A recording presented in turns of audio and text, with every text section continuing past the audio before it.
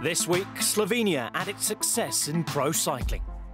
I think Slovenia has the highest percentage of staff and riders in pro peloton per capita.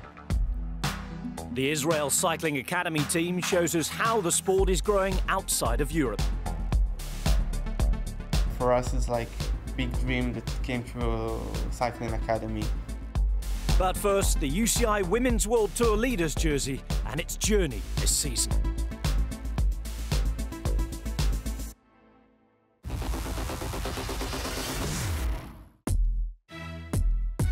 Introduced in 2016, the UCI Women's World Tour Leaders jersey was held almost exclusively by Bulls Dolmans in its inaugural season.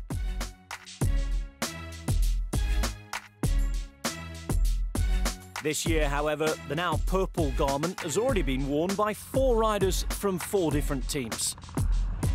Strade Bianche back in March gave the peloton their first chance to fight for the honour. 100 metres to go. It looks like Elisa Longo Borghini is going to take this for Wiggle High Five. And for the second year in a row, Cassie Nuvedome is going to be second. A win for Elisa Longo Borghini of Wiggle High Five. And what a win that was. I have no idea. Like I'm not used to it. I'm just struggling normally, and now I have the World Tour jersey. I have no words for this.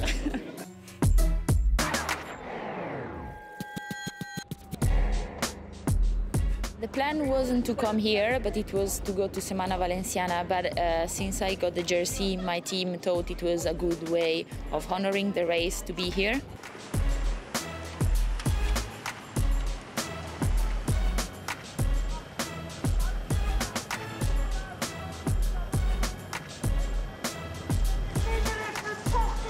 While Longo Borghini could not repeat her Strade Bianche success at the Ronde van Drenthe, a 4th place finish did give her enough points to hold on to the leader's jersey throughout the start of April.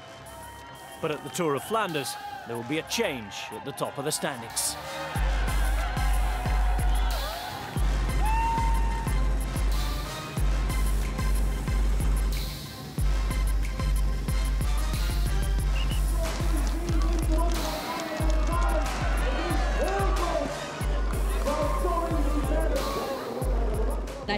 I think now I'm in the jersey for me, if I am doing my math right. Yeah. So that's crazy. All right, hey. Crazy. Well done again. Thank you.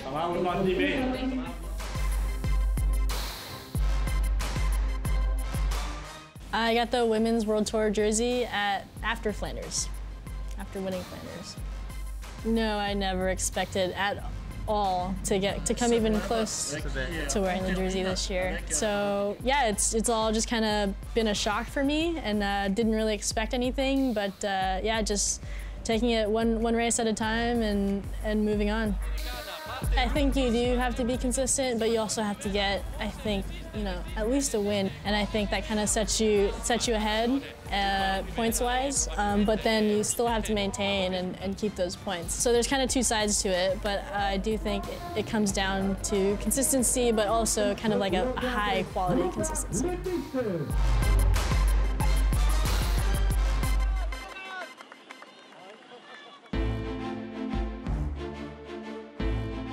Every race I go for the win, and yeah, so today not different. It's a beautiful course, beautiful day, and I'm excited. It's my last race of the spring.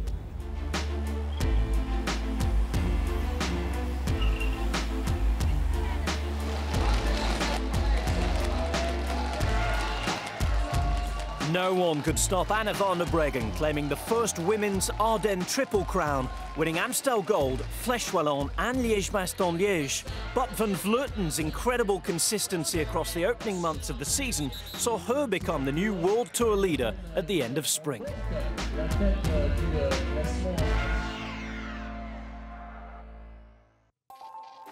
However, she would not get a chance to race in the jersey as Van der Breggen carried her impressive form into the Tour of California.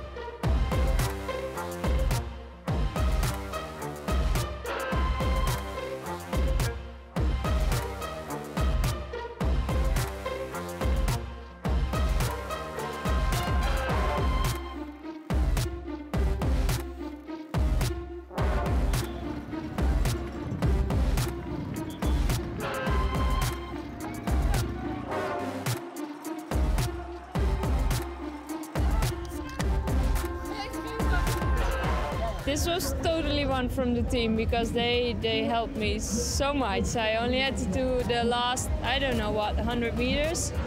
And Amy and Christine did a hard long pull at the end and an intermediate sprint. So yeah, I think this is totally a team victory. If I was on my own here, I would not get this jersey. So this one is one from the team.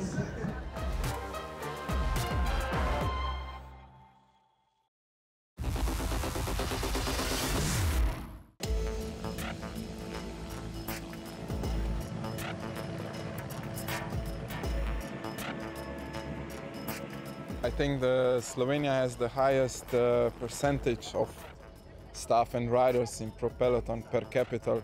That's my opinion. Like in Sky, it's 5 of us. Bahrain Merida, probably half of the team is Slovenian. And then you have also other riders and stuff in other teams. So we're all over the place. The number of Slovenian riders and staff in the professional peloton is impressive, certainly when you consider the country itself has less than 2 million inhabitants. At the Giro, we did some digging around. What's the secret to Slovenian pro cycling success? Good question, actually. I don't know what's the secret. Maybe because we're so small, we work harder than the others, I guess. I think it's just a matter of development. I don't know the Italian system or any other system, but I think there's only few teams, 3-4 teams in Slovenia, and that makes much more individual training and just like the preparation for the races. Cycling is amongst the sports that are popular. It's getting more and more popular nowadays. Also, we don't have so many cycling teams because it's a small country. But they have a good coaches, good management, good staff in those teams, and they work well. And it shows lots of promise. We don't have so many different type of riders like Italians. They are a bigger country, so they have more kids. And between, I don't know, 1,000 kids, they can get 2-3 good ones in each generation. While in Slovenia, you have maybe 20. And in that 20, they need to work harder to get them in the same level as Italians or French or, I don't know, Germans. It's quite a phenomenon that we have like 13 guys in the World Tour. Regarding that on the start line of national championship, there's maybe 35 to 40 guys together, elite and under 23. So yeah, that's quite a lot. And when I look at the younger kids now, they are already winning and racing good races in Italy or Austria or anywhere else, not home. So yeah, just from when you're young and when you face the competition, abroad competition, that makes you growing up mentally and also physically.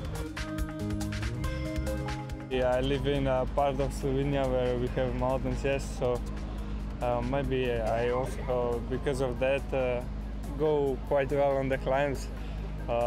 We did train as young in the climbs, so for sure it helps. That training terrain certainly did help with Jan Polans, picking up an incredible solo stage victory on Mount Etna.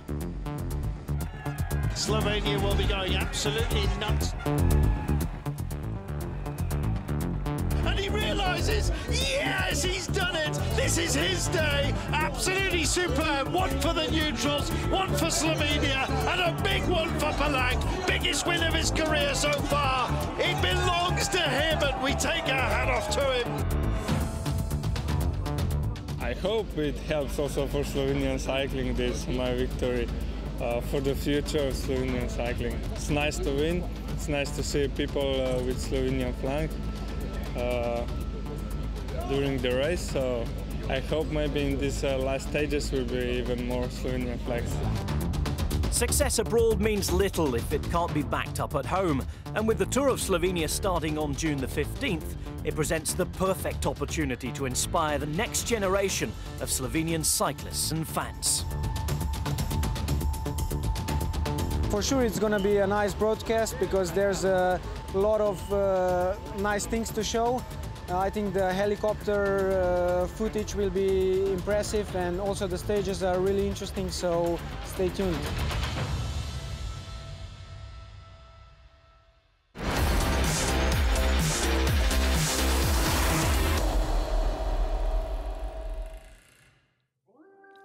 Israel now has its first ever pro-continental team, with the ex-pro Ran Margaliot leading a group of riders all trying to get as far as they can in a sport that up to now has seen little Israeli success. So it was July, the TV was open, I saw the Tour de France and I decided I want to be there. Obviously there was no Israeli rider who ever raced the Tour de France. I realized quickly that I was simply not good enough. I lacked the talent, and at the same time I just didn't go through the same path that riders in my age would have gone through in other countries. On top of a mountain near Jerusalem, I met a guy called Ron Baron. His passion for cycling is huge. He's been supporting Israeli cyclists for many years, living at his home.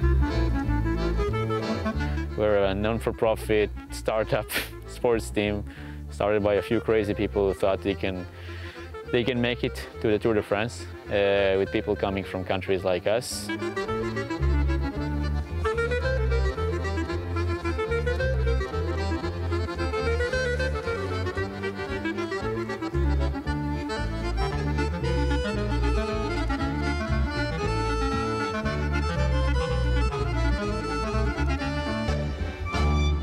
I'm from here. This is my home. It's called Metza. It's just a kibbutz. Kibbutz is a form of Israeli settlement, and I grew up here.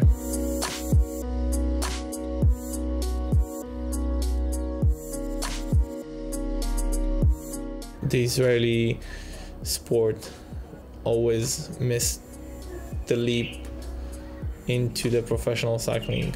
So no one ever really got there, no one really got the chance, no one really got the support that we have now in Cycling Academy.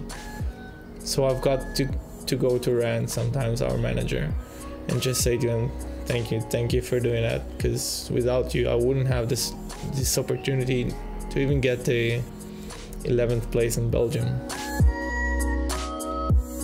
It's not our best sport in Israel, cycling.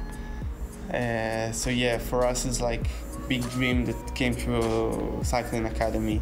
Like it's taking us from here to the highest level in the world. So we have good opportunity and we don't need to run after small clubs in Belgium or any other club in Europe.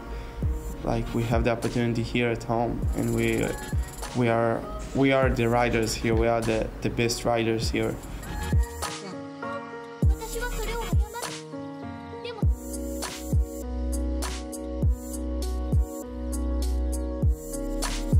And we have, I believe, one of the most international teams in the peloton. We have 16 riders coming from 12 different countries. So a part of our 3 Israelis, we have 2 Canadians, an American, a Mexican, Estonian, Latvian, Czech, Australian, New Zealand guy. We have everyone.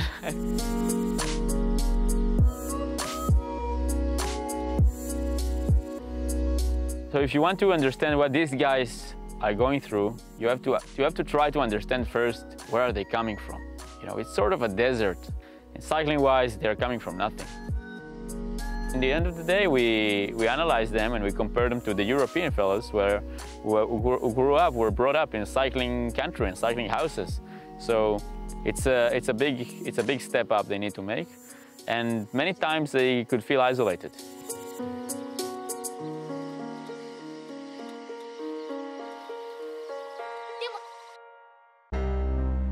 If you come from a small country, you would probably know about this team. It's like a bit more of a clear pathway, and I think that's something that's lacked in the cycling world in the past, the clear pathways for people from smaller countries in how to get into the professional peloton. Hubo un momento en el que me di cuenta que como mexicano tenía 2 opciones si quería en verdad seguir en el ciclismo. Una era quejarme de que soy mexicano y de que los equipos no me quieren, o podía tomar mi posición de mexicano y convertirlo en una ventaja. La Ciudad de México es la segunda ciudad más grande del mundo, entonces a alguien le tiene que gustar la bicicleta entre tantas personas, y si puedo ser yo esa persona que conecta a las marcas con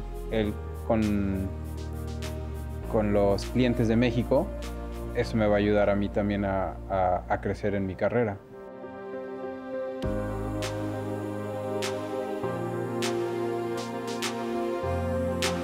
There is a certain amount of interest that it will bring from the global Jewish community.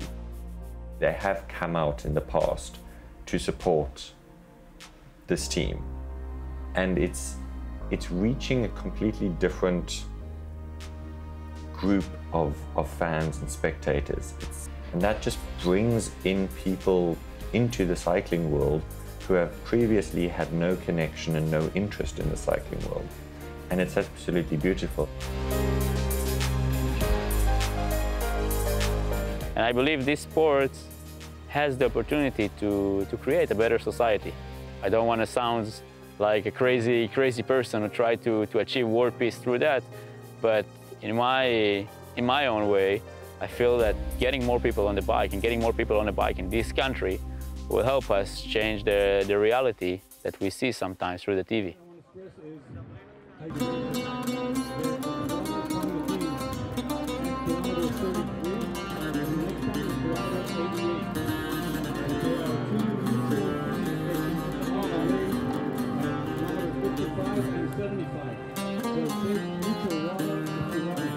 Tour of Arad or Grand from the Dead Sea, for me is like the biggest, the best event in Israel.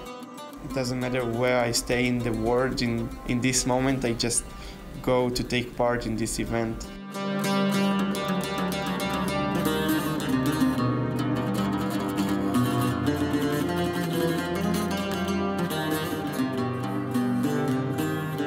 You could see the Dead Sea several hundred meters below us.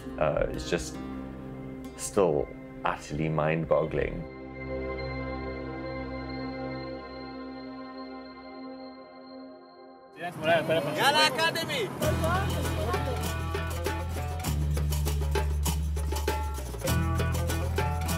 Approximately halfway through the Fondo, you climb the Scorpion Climb, which is actually, I discovered afterwards, was built by the Romans in the 1st century.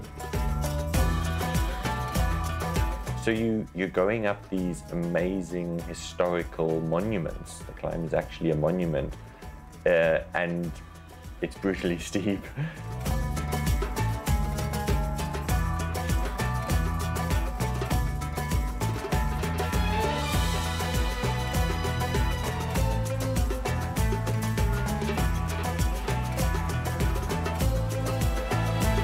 We've cycled with a good amount of hundreds of people, so they for sure remember us, and I just hope we could inspire some of them. And one of the other ways to inspire them is just to be those guys who break the boundaries that we always thought it's impossible to break. Here I am at Pro Continental ranks. Why shouldn't I go to World Tour?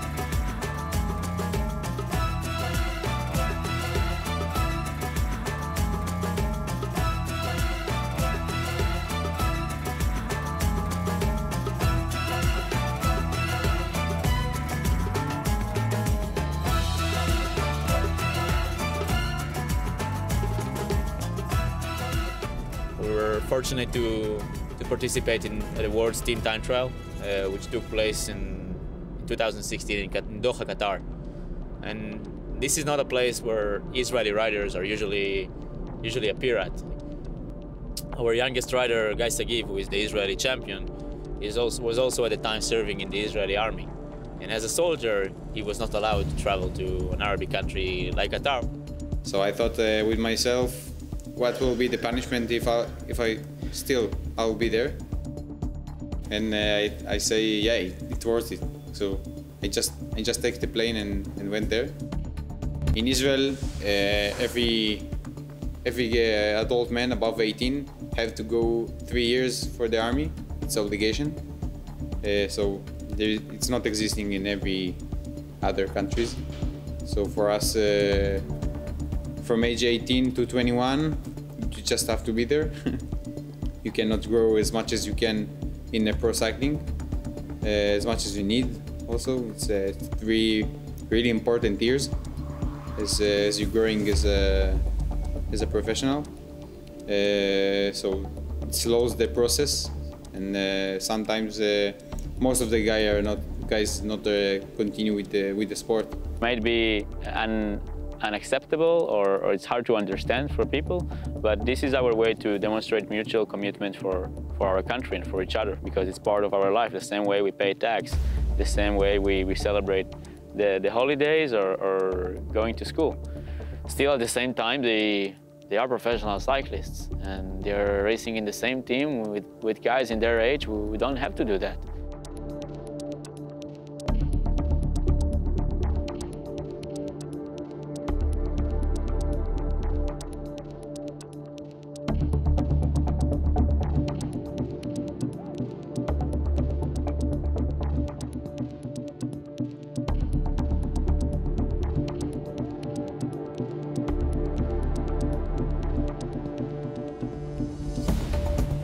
I'm wearing the Israeli flag also on me, so it's a double stressing. Actually, this is my country. I represent my country. This says a lot for me and for the team, for the Israeli people, and I need to make sure that I'm making them proud of me, proud of the team. They all look at me. That's all for this week. Join us next time on inCycle, but until then, keep up to date with us across social media.